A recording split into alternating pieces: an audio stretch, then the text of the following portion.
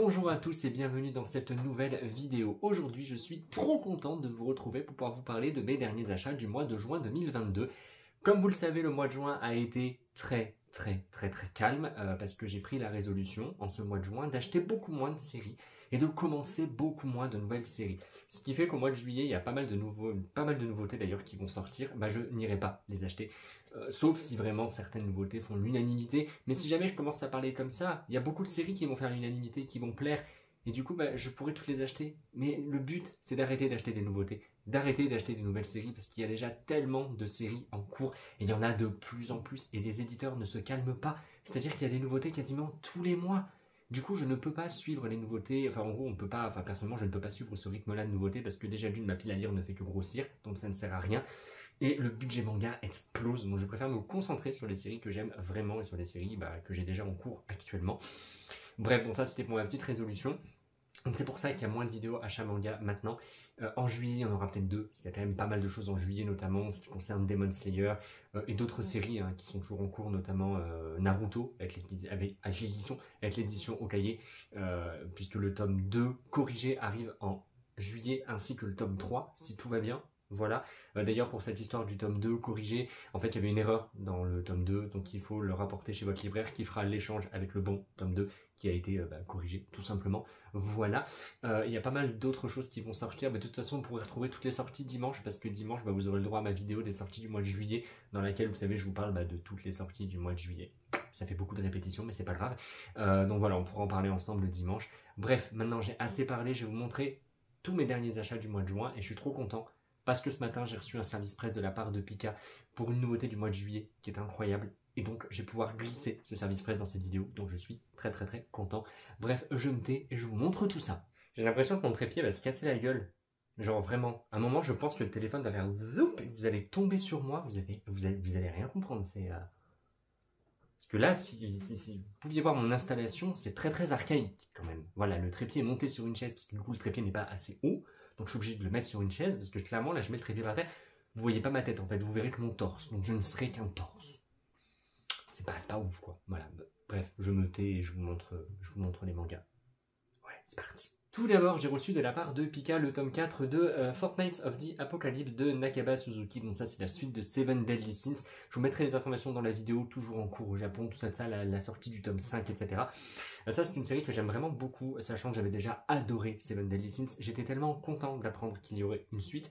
Et Fortnite of the Apocalypse, c'est ça, voilà. Donc pour l'instant, il y a 4 tomes et c'est toujours en cours chez Pika. Je peux pas vous dire de bêtises sur la sortie du tome 5, mais je pense que c'est au mois d'août. Mais de toute façon, comme d'habitude, je le précise dans la vidéo. C'est une série vraiment que j'aime beaucoup.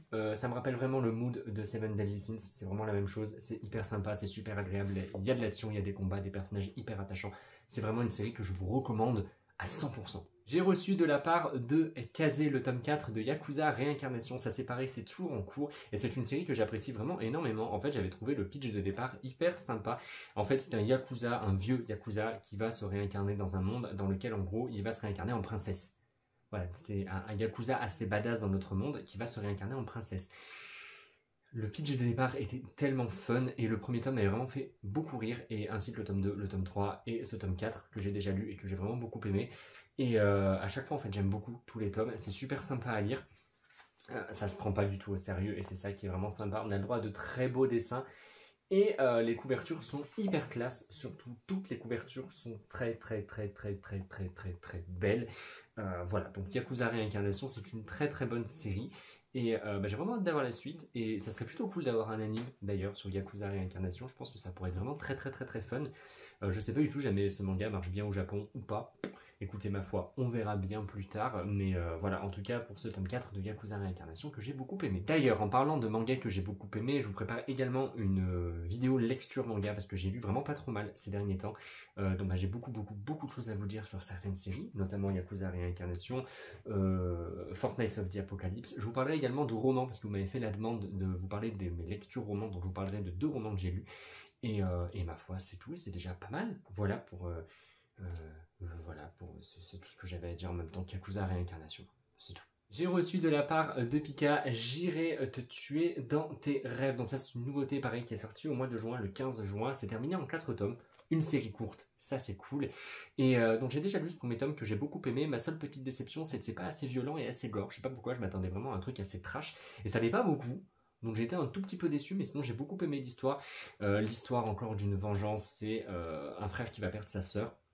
D'une manière d'ailleurs assez tragique, d'après ce que j'ai pu comprendre dans ce tome 1, elle est morte de manière absolument horrible, et en fait il va vouloir venger sa sœur, sauf qu'il va avoir une petite aide en plus. Voilà, au départ il va vouloir se venger de manière classique, sauf que ça va très mal se passer, et qu'il va se rendre compte après qu'il a un petit pouvoir qui pourrait lui permettre de se venger tranquillement.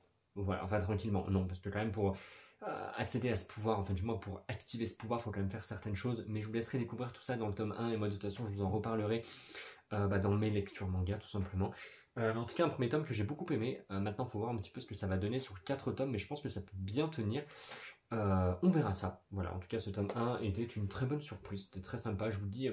J'aurais bien aimé une petite dose de violence en plus, une petite dose de gore en plus, mais bon c'est déjà très bien. Je vous montre quand même les dessins. Les dessins sont très spéciaux par contre. Les dessins sont pas les plus beaux dessins que j'ai pu voir, mais c'est pas moche, c'est pas beau. Voilà, je sais pas vraiment comment définir des dessins qui sont pas moches mais pas beaux. C'est des dessins passables, en fait, des dessins classiques, c'est-à-dire que vous serez pas émerveillé par certaines planches. Voilà, c'est tout. Vous allez juste lire le manga et les dessins sont pas ouf. Enfin, ils sont pas ouf, ils sont pas moches. Mais ils sont pas beaux. C'est vraiment très étrange ce que je suis en train de vous dire là, mais voilà, c'est ça on va dire qui passe. C'est-à-dire que quand vous lisez le tome, vous n'êtes pas gêné par les dessins, mais vous n'êtes pas en mode waouh, c'est trop beau. Vous voyez ce que je veux dire à peu près? Enfin, j'espère que vous voyez ce que je veux dire. Si vous lisez des mangas, vous comprenez un petit peu ce sentiment que j'ai maintenant et que j'essaie de vous expliquer et qui est très compliqué à expliquer.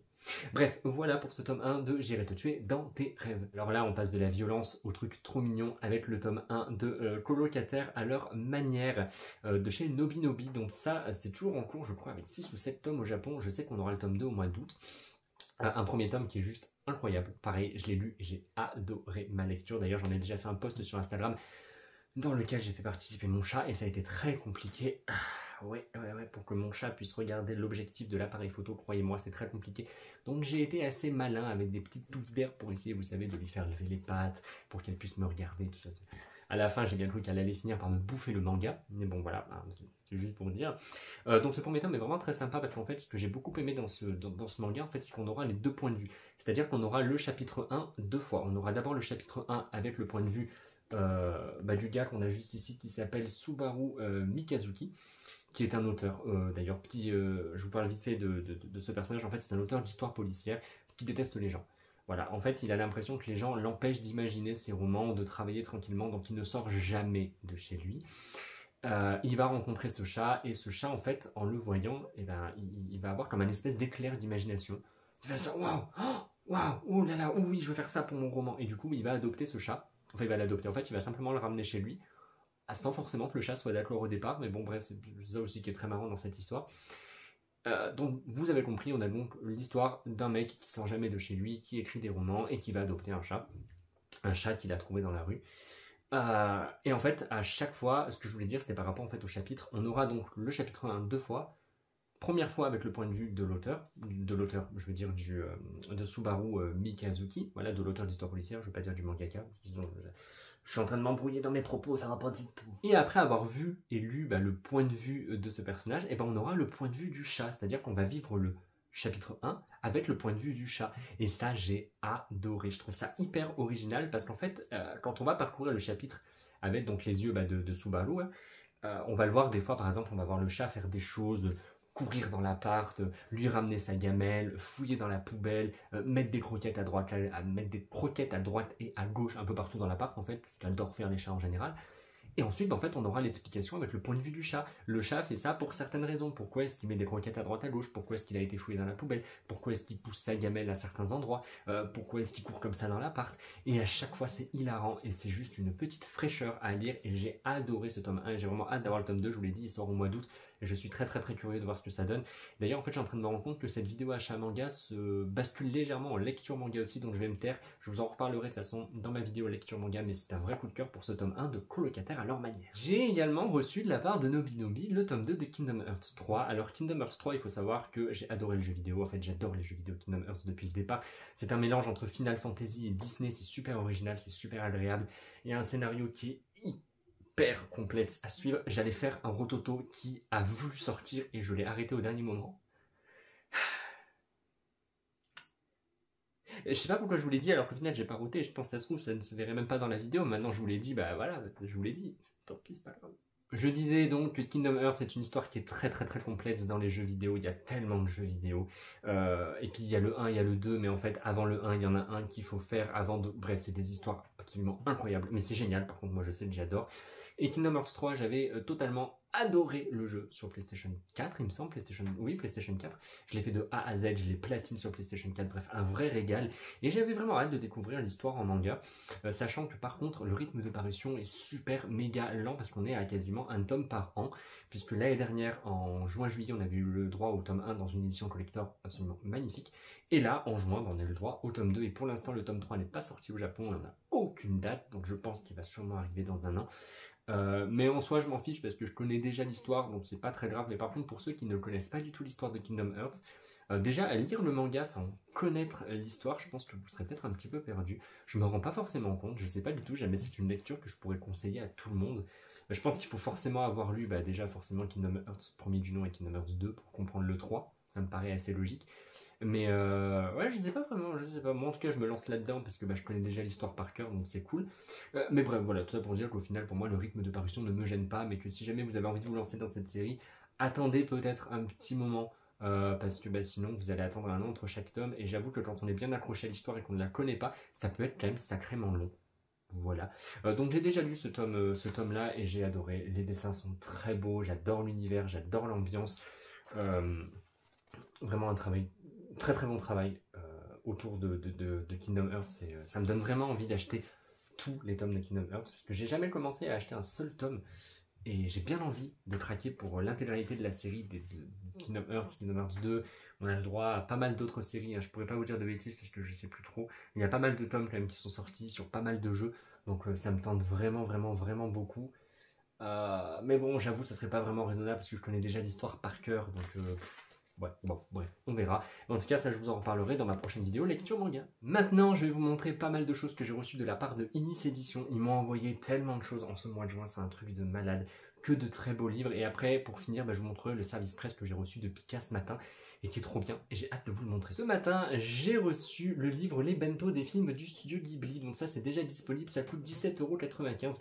Et en fait, c'est un livre de cuisine, ils en ont déjà sorti plein, et en fait, ça va vous permettre de créer des bento à l'effigie de vos héros préférés des films des studios Ghibli, le château ambulant, le château dans le ciel, Kiki la petite sorcière, Mon voisin Totoro, Porco Rosso, Pogno sur la falaise, bref, tous ces Ghibli, et à chaque fois, c'est magnifiquement bien illustré. En fait, à chaque fois, si vous voulez, vous avez, par exemple, là, on a Nausicaa de la vallée du vent, voilà, juste ici. Vous avez le bento que vous pouvez faire, et après, vous avez toutes les techniques pour le réaliser. Donc, vous avez déjà l'histoire de Nausicaa qui vous a expliqué. Vous avez des propositions d'ingrédients à mettre dedans, vous voyez, comme ça, là, hop, des propositions juste ici. Ensuite, vous avez la fiche modèle Nausicaa et Teto, c'est-à-dire pour pouvoir faire le dessin dans votre bento. Voilà, donc je pense que ça va être quand même sacrément compliqué. Après, vous avez la méthode pour pouvoir faire le bento. Et c'est tout, voilà, et c'est déjà pas mal. Alors clairement, moi je pense que si jamais je tente de réaliser ces bentos, ça ne ressemblera absolument pas du tout à ça. Je pense que ça va ressembler juste à un gros caca dans un bento, en fait, c'est tout. C'est à la fin, pour que ça ressemble à ça, quand même, il faut quand même avoir du talent, je pense, voilà. Mais c'est super sympa comme livre, c'est magnifiquement bien illustré, ça donne faim. Ça donne envie vraiment de faire des bento. Imaginez faire ces petits bento, ça me rappelle beaucoup en fait tous les animés japonais en fait qu'on peut voir à chaque fois, où les parents souvent font de très beaux bento, et quand elles ou ils ouvrent les boîtes à bento, c'est très bien rangé, on a le droit à des petits poulpes, des petites choses trop mignonnes et tout, quoi. Ça me fait vraiment penser à ça. Un très beau livre de la part de Inis, je vous dis, ils en ont fait plein sur la nourriture. Si jamais vous êtes gourmand, que vous aimez faire la cuisine, ces livres sont vraiment faits pour vous. J'ai reçu un autre livre qui demande d'utiliser ces petites mimines. Il s'agit Origamime des studios Ghibli. En fait, c'est un livre qui vous permet de faire des origamis avec les studios Ghibli. Donc, par exemple, Totoro. Il y a plein de personnages. Hein. On a le droit à Popopo, Pogno sur la falaise. Il y a aussi Totoro, le voyage de Chihiro, le chat Gigi, Kodoma, le sans visage. Il y a plein d'autres modèle à l'intérieur. Et ce qui est cool, c'est qu'à la fin de ce livre, vous avez toutes les feuilles pour faire les origamis. En fait, à chaque fois, les feuilles sont en double. Donc ça vous permet comme ça de faire, j'allais dire 2 essais, mais en fait pas forcément. Parce que par exemple, vous voyez, pour faire Gigi, pardon, eh ben, il vous faudra 2 feuilles et les 2 feuilles sont à la fin. Donc en fait non, ça ne veut pas dire 2 feuilles, 2 essais, loin de là. Après, il vous explique comment avoir du papier origami et c'est très facile. En soi, il n'y a rien de compliqué. Mais ça, c'est un livre hyper méga sympa qui est déjà disponible, qui est vendu au prix de 14,95 €. Et j'ai dit que je tenterai de faire quelques origamis sur TikTok pour voir un petit peu. Mais moi, Gigi, bah, quand je vais tenter de faire cet origami, ça ne ressemblera pas à un chat. Je pense que ça ressemblera à un boudin ou à un truc un peu difforme, mais ça ne ressemblera clairement pas à ça. Il faut savoir que je suis pas très manuel, hein. Voilà, je suis absolument pas doué. Sinon, à chaque fois, c'est très bien fait. Vous voyez, vous avez le personnage à réaliser, puis après, vous avez toutes les étapes en fait à réaliser, à faire pour avoir votre origami. Et c'est super simple. Voilà, j'ai déjà lu un petit peu quelques étapes et c'est bien expliqué. Par exemple, pour moi qui ne sais rien faire de mes 10 doigts, voilà, je trouve que c'est assez bien expliqué. Ça m'a l'air assez facile. Ça a l'air assez facile au départ, hein, mais quand je vais commencer, ça va être une catastrophe. Première étape, je vais déchirer la feuille. Donc voilà. Déjà, dites-vous que moi, je ne sais même pas couper droit avec un ciseau. Pour moi, les gens qui découpent droit avec un ciseau ont un talent. Voilà, c'est pas possible. Ils ont un talent de dingue, parce que moi, j'y arrive pas. À chaque fois, ça fait comme ça, et puis comme ça, et puis comme ça, et puis comme ça. Et puis au final, je me retrouve à faire un flocon de neige avec une feuille, alors que je voulais tout simplement couper droit. Imaginez la tronche de mes papiers cadeaux, paquets cadeaux, quand je fais les cadeaux à Noël. On les reconnaît tout de suite. Voilà, on reconnaît tout de suite les cadeaux. Hein. On se dit, ah bah ça, c'est Victor qui l'a fait celui-ci. Voilà. Donc j'ai hâte de tenter ça, parce que c'est hyper marrant. Et voilà, et puis écoutez, si j'en fais quelques-uns, je vous les montrerai en vidéo, sauf s'ils sont vraiment moches. Et au pire, même s'ils sont moches, je vous les montrerai comme ça vous fera rire. Mais voilà, en tout cas, pour Origami des studios Ghibli, je trouve ça super sympa. Et si vous êtes manuel, si vous avez des enfants, par exemple, qui adorent faire des choses un peu manuelles, que vous voulez occuper, par exemple, vos enfants pendant l'été, je trouve que c'est une très très très bonne idée. Et ça peut être super sympa, par exemple, de leur montrer le film et après de faire l'origami en rapport avec le film. Je pense que ça peut être vraiment très sympa, de très bonnes idées. Ça peut faire de très bons ateliers, ça aussi. Bref, voilà, je vous donne plein de petites idées comme ça parce que je trouve ce livre hyper cool. Ensuite, j'avais eu le volume 1, le volume 2, j'ai eu bien sûr le volume 3 de l'encyclopédie des animés. Là, cette fois, c'est pour l'année 1989 à 1993. Je suis né en 92, donc je suis très content parce que déjà, il y a pas mal d'animes que j'ai pu voir un petit peu quand j'étais jeune, vraiment jeune. Et j'ai vraiment hâte d'avoir le prochain volume de l'encyclopédie qui va sûrement toucher les années 93 à 2000. Parce que dedans, on va pouvoir y retrouver Yu-Gi-Oh, Pokémon et tout ce que j'ai connu quand j'étais petit. Et je suis vraiment impatient. Les livres, je vous l'ai déjà présenté à chaque fois. En fait, on a l'affiche de l'anime avec son résumé, si jamais c'est genre du romantique, de l'horreur, etc. Et voilà, et c'est super sympa, et à chaque fois c'est classé par année, bien sûr, vous vous en doutez. Et c'est super sympa parce que ça permet vraiment de découvrir pas mal d'animes de l'époque, bien sûr qu'on connaît pas du tout parce que pour la plupart on n'était pas nés, tout simplement. Donc c'est hyper sympa, je trouve, c'est un livre qui est très bien fait, et ça rend vraiment très bien dans une bibliothèque. C'est vendu au prix de 19,95 €, et il me semble qu'il y a 2 éditions. Je crois qu'il y a l'édition solide comme celle-ci, et je crois que vous avez le droit aussi à une édition un peu plus souple, qui est du coup un peu moins chère. Je vous mettrai de toute façon les prix et tout dans la vidéo, ne vous en faites pas. Mais en tout cas, je suis vraiment trop content, et j'adore me plonger dans ces livres-là. Parce que, comme je vous le dis, ça permet vraiment de découvrir pas mal de petites choses, mais j'ai vraiment hâte d'avoir le volume 4, parce que le volume 4, ça va vraiment être mes années d'enfant, mon enfance, donc j'ai vraiment trop hâte de revoir certaines choses. Mais ces livres-là, c'est un pur plaisir à chaque fois. Et alors, pour finir, c'est le gros bébé que j'attendais énormément. C'est un livre absolument magnifique, d'une beauté incroyable, avec une illustration beaucoup trop belle. Il s'agit du livre L'histoire du manga moderne 1952 à 2022. Je vous dis, l'illustration, elle est incroyable. Voilà, elle est magnifique. C'est vraiment de toute beauté. Et en fait, à l'intérieur, on va parcourir 71 ans. Et dedans, en fait, on aura 71 portraits. Donc, chaque année aura le droit à ce... Oula, je me suis perdu. En fait, pour chaque année, on aura le droit au portrait d'un mangaka. Donc, par exemple, pour 2022... 2022, est-ce que je vais y arriver? Oui. Tout à fait. Par exemple, voilà, pour 2022, on a Tatsuki Fujimoto, donc celui qui a fait Chainsaw Man, Fire Punch, Look Back et pas mal d'autres mangas. Voilà, et puis après, en fait, on a un petit peu les forces de l'année, donc c'est-à-dire ce qui s'est passé pendant l'année 2022.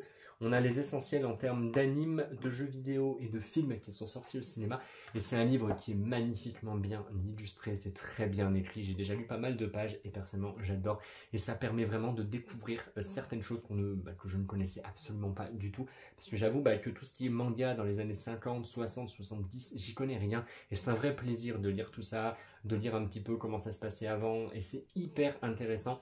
Également de découvrir des artistes, des mangaka de l'époque qu'on ne connaît pas du tout, soit parce que malheureusement ils sont décédés maintenant, soit parce qu'en fait on ne les connaît pas parce qu'ils ont fait des œuvres qui sont très vieilles, donc forcément on ne connaît pas, et c'est super intéressant. Ça c'est un vrai plaisir. C'est déjà disponible, c'est vendu au prix de 35 €. Alors ça peut paraître un peu cher, mais c'est quand même un très beau livre, hein. Il est très épais, il y a vraiment un travail dedans qui est incroyable. Vraiment, ça c'est un livre, si jamais vous avez envie d'en apprendre plus sur l'histoire du manga, je vous invite vraiment à vous jeter dessus parce qu'il est incroyable. Je me permets de me rapprocher pour vous montrer ça d'un peu plus près. Là par exemple on a l'année 2008, vous voyez, on a l'explication sur l'année 2008, ce qui s'est passé, 2008 au Japon, les essentiels en termes d'anime, de manga, de jeux vidéo et de films. Et ensuite, on a le portrait d'un ou d'une mangaka. Donc là, c'est un mangaka, le mangaka qui a fait La jeune fille au Camélia, National Kid, l'île Panorama, La chenille, l'enfer en bouteille. Enfin voilà, bon, je ne connais pas du tout, hein, j'avoue que je ne connais pas du tout. Mais voilà, et à chaque fois, en fait, c'est présenté de la même manière. Voilà, pour 2022, c'est ce que je vous disais tout à l'heure, avec Tatsuki Fujimoto. Hop, la bibliographie sélective et ce qui s'est passé en 2022 au Japon, les essentiels, voilà, tout ça, et à chaque fois, c'est la même chose, et c'est super sympa, mais vraiment super sympa. Je crois que je me répète à chaque fois, mais Inis, ils font un travail d'édition sur leurs bouquins, c'est juste phénoménal, et je vous invite réellement à aller voir sur leur site internet, parce qu'ils ont un choix de livres qui est formidable. Vous voulez en apprendre plus sur tous les univers possibles et inimaginables, ils auront forcément un livre pour vous. Incroyable, un véritable coup de cœur pour eux, je les aime beaucoup. Maintenant, pour pouvoir finir cette vidéo, je vais vous montrer le service presse que j'ai reçu de la part de Pika Édition ce matin. Je vais essayer de vous le montrer correctement parce qu'il y a quand même pas mal de petites choses dedans. C'est super sympa, ça concerne une nouveauté qui va sortir le 6 juillet, qui est toujours en cours avec 25 tomes. Si jamais je vous dis classe, quelqu'un qui a du mal à communiquer, il y a un anime sur Netflix, peut-être que vous allez vous dire « Ah, c'est ça !» Peut-être que vous l'aurez, voilà, je vous laisse deviner. Allez-y, devinez. Moi, je vais chercher tout le service presse et vous avez un petit peu de temps pour deviner. Ce qui est totalement faux parce qu'en fait, je vais couper. Donc au final, vous aurez à peine quelques secondes pour deviner le titre du manga. Donc je vous le montre. Mais mettez sur pause au pire. Voilà. Allez, le suspense a assez duré. Il s'agit du service presse pour Komi cherche ses mots de chez Pika. Donc ça arrivera, comme je vous l'ai dit, le 6 juillet. On aura le droit à un tome tous les 2 mois. Donc là, on aura les 2 premiers tomes en juillet. Donc la suite arrivera en septembre. Et j'ai eu le droit à un très beau service presse hyper complet que j'ai hâte de vous partager. Alors Komi, je ne connais absolument pas du tout. Je sais qu'il y a un anime sur Netflix qui est plutôt cool. Un ami à moi l'avait vu, il m'avait dit vraiment qu'il était top. Moi j'ai jamais vu, donc je ne sais pas du tout ce que ça vaut. Mais apparemment c'est vraiment excellent. Par contre c'est une nouvelle série qui a quand même déjà 25 tomes, toujours en cours au Japon. Ça m'a l'air très long. Mais comme j'ai pas du tout lu les premiers tomes et tout, je sais pas du tout ce que c'est. Je sais pas si je ne connais pas du tout cette série. Donc on verra si jamais j'aurai des craintes sur les 25 tomes, voilà, à me dire ça risque d'être long quand même, je sais pas trop ce qui va se passer au bout d'un moment, ou alors c'est trop cool qu'il y ait 25 tomes, c'est génial. On en reparlera une fois que j'aurai lu ces 2 premiers tomes. Je vais essayer de les lire pour ma prochaine vidéo lecture manga, comme ça je pourrai vous en parler très rapidement avant la date de sortie du 6 juillet, pour pouvoir vous donner un petit avis dessus, pour voir si vous pouvez aimer ou pas, tout simplement. Et maintenant je me tais et je vous montre le service presse. Avant de vous montrer le service presse, je vous montre quand même rapidement des dessins. Les dessins sont très sympas, par contre j'avoue que le manga a l'air hyper chargé, je sais pas pourquoi, non au final pas vraiment, non au final ça va quand même, ça va, je sais pas pourquoi j'avais l'impression que les pages étaient hyper chargées en texte un peu partout, mais en fait non ça va, mais j'aime beaucoup par contre, le style est super sympa, écoutez j'ai vraiment hâte de me plonger là-dedans et de vous en reparler très rapidement. Puis en plus, j'aime beaucoup le pitch de départ, parce que d'ailleurs, je vous ai même pas parlé de l'histoire, mais c'est comment trouver des amis quand on ne trouve pas les mots. Dès la rentrée, Komi ne passe pas inaperçue, la beauté si singulière de cette fille et son élégance délicate en font une véritable déesse vénérée de tous ses camarades, mais en réalité, son mutisme n'a rien de raffiné pour elle. En proie à une terrible anxiété sociale, Komi tente en vain de briser le mur du silence et de communiquer avec les autres.